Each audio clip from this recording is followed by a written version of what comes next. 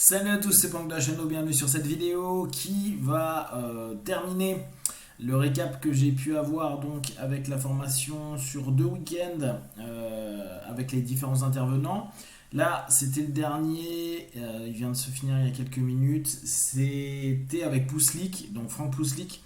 Moi, c'est une personne qui m'intéresse particulièrement parce que c'est un des cofondateurs de la PNL que j'aimerais bien aller me former avec lui. Alors, dans un premier temps, ça a duré 2 heures, hein, sa session, comme les autres. Il nous a donné dans un premier temps l'histoire de la PNL par son filtre.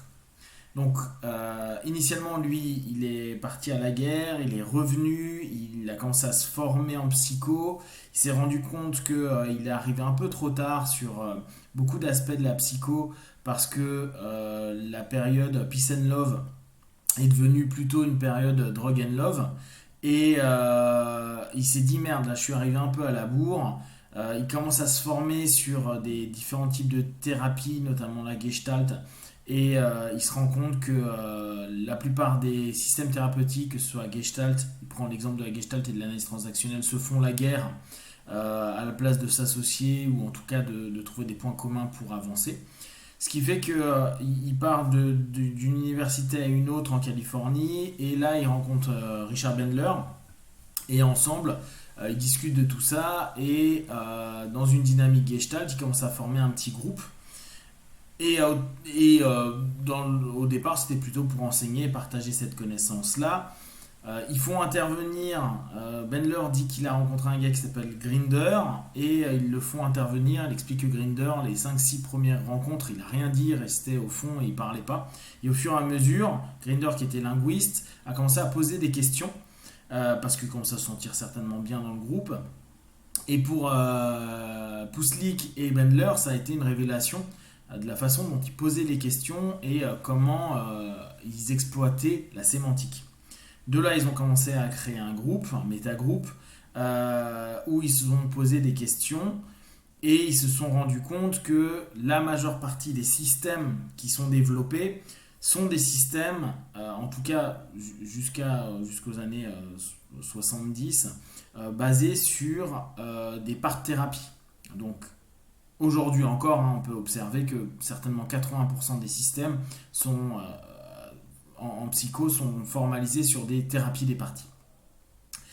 Et donc il commence à étudier les différents systèmes sous le filtre des logiques qu'ils avaient plus ou moins découvertes grâce à Grinder à ce moment-là et au métamodèle. Et comme il expliquait, il dit c'est par les métamodèles qu'on a commencé à filtrer et à modéliser, à prendre en modèle pour capter comment les gens fonctionnent.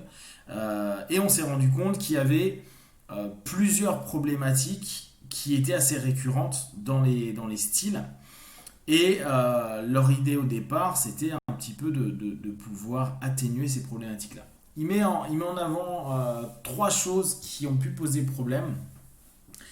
Il explique que les psychothérapies qui existaient et la psychologie sont basées sur le mythe de la théorie de la personnalité. C'est-à-dire qu'il faut que tu aies une cartographie de ce qu'est une personne bien pour pouvoir gérer ta session. En gros, une personne qui vient ne répond pas à l'ensemble des critères de la personne dite bien, du stéréotype entre guillemets, et donc on va tout faire pour l'orienter pour retourner dans cet état de bien-être. Et ça, pour lui, il dit que c'est une problématique liée notamment à la psychanalyse, puis après qui a été développée constamment. Si tu ne prends pas un état homéostasique type vers lequel tu ramènes le partenaire, qu'importe la méthode, que ce soit au niveau cathartique ou que ce soit au niveau contrat, on va revoir ça dans quelques instants, il va manquer quelque chose et c'est ne pas prendre en compte la personne, son histoire par et pour ce qu'elle est, et à la limite on s'en fout du type de bien-être global accepté tant que la personne elle se sent bien dans son fonctionnement. Donc il revient sur cette notion-là. La deuxième qui mettait en avant, oui, alors là on est vraiment dans le modèle PNL.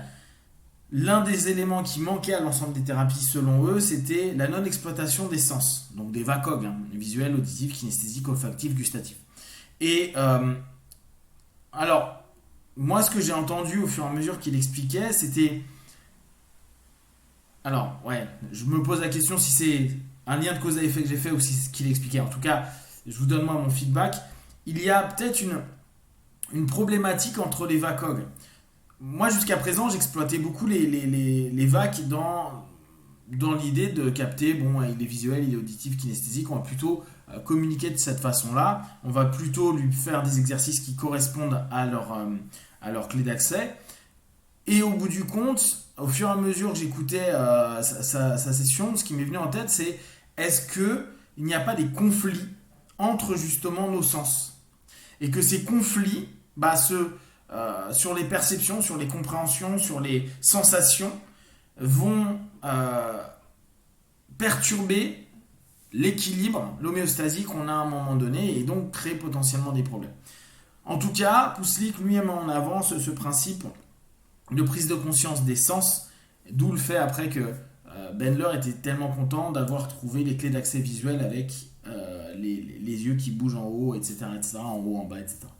Et la dernière chose, c'est que pour lui, ce qui n'était pas pris en compte, c'est qu'il y a un système biologique de gestion des conflits internes qui est disponible et exploitable. Alors là-dessus, je suis un peu moins d'accord parce qu'en psychologie, qui ramène beaucoup à la biologie, il parle beaucoup justement d'homéostasie et on s'équilibre au mieux et on gère justement ce qui peut être dissonant, pas forcément toujours au top du top, mais quand même au mieux de ce qu'on peut faire à un moment donné.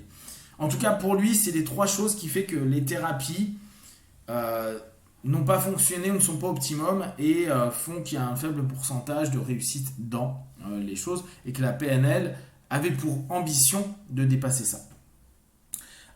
Donc lui, il a énormément, et à l'époque ça s'appelait comme ça, il travaillait sur le DST, donc c'était Dissociated State Therapy, que maintenant lui il a encore continué à développer vu que c'est un peu compliqué pour lui le rapport avec Grinder Bendler, sachant qu'il s'est fait virer gentiment par Bendler à un moment donné. Si vous voulez l'histoire, je vous la lirai parce qu'il l'a expliqué dans un bouquin. Donc il dit il y a 6 habilités, il revient beaucoup sur les sens, 6 habilités, nos 5 sens, plus le digital, c'est-à-dire notre formalisation logique et de compréhension et de création de différents éléments structurés. Et ça, il faut l'exploiter dans le cours de la thérapie et de l'accompagnement. Enfin, là je vous le fais en super bref, hein, mais enfin, il nous a parlé des 5 étapes pour la résolution de conflits, donc le pure notion de DST. Hein. C'est 1. Quel est le problème et comment il fonctionne? Donc c'est ce qu'il faut se poser comme question. 2. Trouver la partie conflictuelle et la séparer des autres parties qui sont moins conflictuelles. 3. Emmener le conflit jusqu'à sa catharsis, on va dire de son expression pleine, puis créer un contrat avec un nouveau processus de pensée. 4. Immigrer l'élément qui pourrait être encore dissonant et l'élément qui va être qui vient d'être travaillé. Et 5. Futuriser. Moi j'aurais bien aimé qu'il nous donne plus d'infos sur le 4, immigration, parce que c'est pas hyper clair ce qu'il a dit, il est passé dessus en quelques secondes. Voilà, pour lui, c'est les 5 éléments clés qu'il faut absolument faire dans toutes les sessions. Alors, ce qui est assez amusant, la plupart des hypnos que maintenant je connais, qui ont une dizaine d'années de pratique, arrivent à peu près tous à ce constat-là. C'est-à-dire qu'on travaille beaucoup sur un principe de thérapie de partie, spontanément. Après, avec des formes complètement différentes, mais ça, on s'en fout. Qu'il y a la résolution de conflits, qu'il y a des contrats qui sont faits. Alors après, les mots, c'est peut-être pas forcément un contrat. Et donc, on sent que l'influence de nos aïeux et de toutes les générations d'avant, bien sûr, c'est ce qui nous a influencé sans forcément qu'on s'en rende compte. Et ce qui est génial, c'est que derrière tout ça, il y a, on le retrouve aussi dans nos pratiques sans qu'on se soit dit, tiens, je vais suivre ce fonctionnement-là. Donc sa session a été vraiment intéressante. Il a donné pas mal d'infos, d'éléments. C'était très chronologique de façon générale. C'est amusant parce que en l'écoutant, je me disais effectivement, il y a eu vraiment une période où la part thérapie a été immense en termes d'influence D'ailleurs, lui-même le disait. Hein.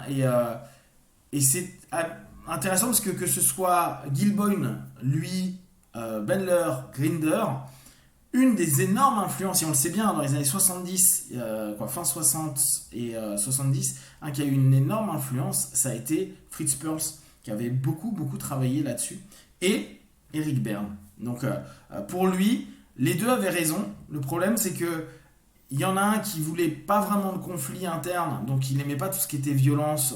Je pense que Berne, il devait faire du 5, donc lui, il voulait que les choses se fassent logiquement et d'un point de vue structuré.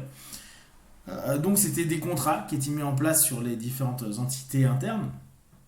Quant à Pearls, au contraire, elle voulait l'énergie, de la catharsis, je pense qu'il faisait plutôt du 8. Et donc le côté instinctif, dire ouais, il faut que ça sorte, une fois que c'est sorti, tout va bien.